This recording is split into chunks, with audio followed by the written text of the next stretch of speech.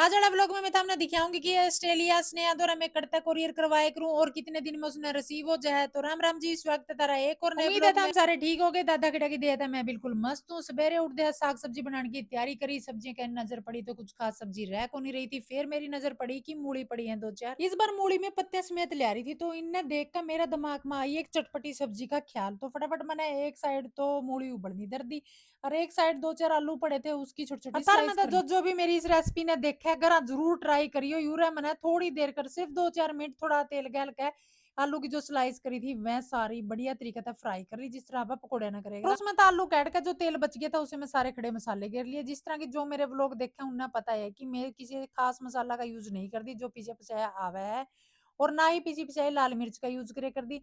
जो मैंने यूरा पेस्ट तैयार करके था, हरी मिर्च का, लहसुन अदरक का, वो भी सारा गिर लिया। उसके बाद मेरी मूली उबल के होगी थोड़ा ठंडा पानी में वो काट के इसका मध्यम पेस्ट कर लूंगी। मेरा वो पेस्ट करें पीछे जो मैंने आलू फ्राई करके थे उसमें मिक्स कर लूंगी। और दूसरी तरफ मेरा तड़का भी तैयार हो गया। और उसके बाद जो हल्के फुल्के इसमें मसाले डालने थे मैं भी मैंने साइड में करके हैं, मगर ये मसाले सारे मैंने घर पीस रखे बैर बनाया बनाया मसाला मैंने कुछ भी नहीं लिया रखा। और यह जो हल्की सी लाल मिर्च पेस्ट गिरी है, लाल कस्तूरी मिर्च गिरी है, सिर्फ कलर खातर ना कि टेस्ट। और सवेरे सवेरे संधू साहब खातर हेल्दी थाली कर दी मैंने तैयार। और मल्टीग्रेन आटा की बना दी थी रोटी, एक गिलास रख दिया था दूध का।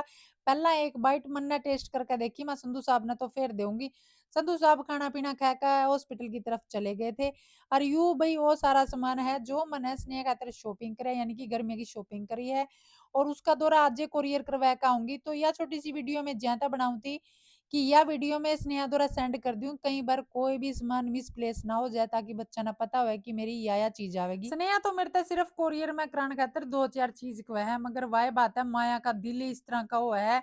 वह एक चीज को है मैं 10 चीज खरीद ली हूँ। कुछ भी उसका खातर खरीदने जाऊं तो मेरा न्यू जी करे जावे जनो या भी ले लूं या भी ले लूं, क्योंकि मेरे तक दूर जा रही है ना, तो मैंने न्यू हो है कि उसने हमारे तक दूर रहने का एहसास ना हो, किसी चीज की कमी महसूस ना हो। और इस वीडियो के जरिए मैंने भाई दो बात साझा करनी है, खासकर उन माँ बापा गल है जिनके बच्चे स्टडी या वर्क का मैटर में उनसे दूर जा रहे हैं, यानी फॉरेन कंट्री में जा रहे हैं।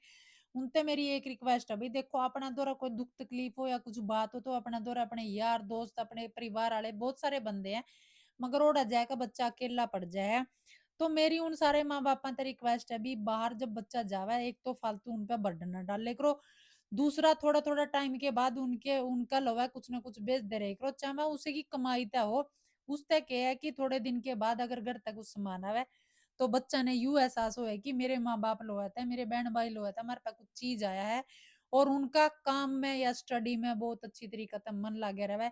या मेरी सारे माँ बापा से रिक्वेस्ट है जिनके बच्चे उनसे दूर जा रहे हैं। मेरे व्लॉग देखने वाले ने मेरी ये बात गलत लगी हो तो प्लीज कमेंट करके जरूर बताइए, मगर मेरी तो थरता एक और रिक्वेस्ट है कि बच्चों पे बाहर जाकर बहुत प्रेशर हो, चाहे वो स्टडी का हो चाहे वर्क का हो, भाई उनने और ज्यादा प्रेशर नहीं होना चाहिए। और दूसरा भाई दो चार महीने में भी 5-6 महीने में जिसा भी अपना ब्यों तो बच्चों द्वारा कुछ न कुछ थोड़ा बहुत भेज दे रहे करो, क्योंकि जब अपना द्वारा तो कुछ सामान जावे ना वो एहसास उन खातर कुछ अलगे हुआ है। मैं जमे मतलब नजर बिछा के बाट देखे इस चीज की कि कद कोई समान मेरे माँ बाप लो है, मेरे बहन भाई लो है, मारा दुरा आवेगा। मैंने तो पर्सनल यू एहसास रहा है जैसा मैंने थारा सारे गला शेयर कराया है। थारा अभी के एहसास रहा इस बात ने लेकर मेरे द्वारा कमेंट करके जरूर बताइयो।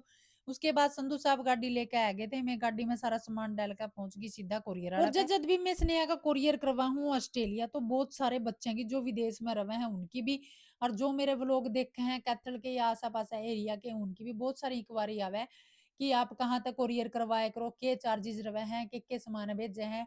तो जितना कि मैं मैसेज रीड कर ली हूँ तो उनका आंसर भी दूँ। और बहुत सारे बंदे इनका दौरा गए भी हैं, क्योंकि इनकी सर्विस बहुत ज्यादा बढ़िया है, चार्ज बहुत मिनिमम है।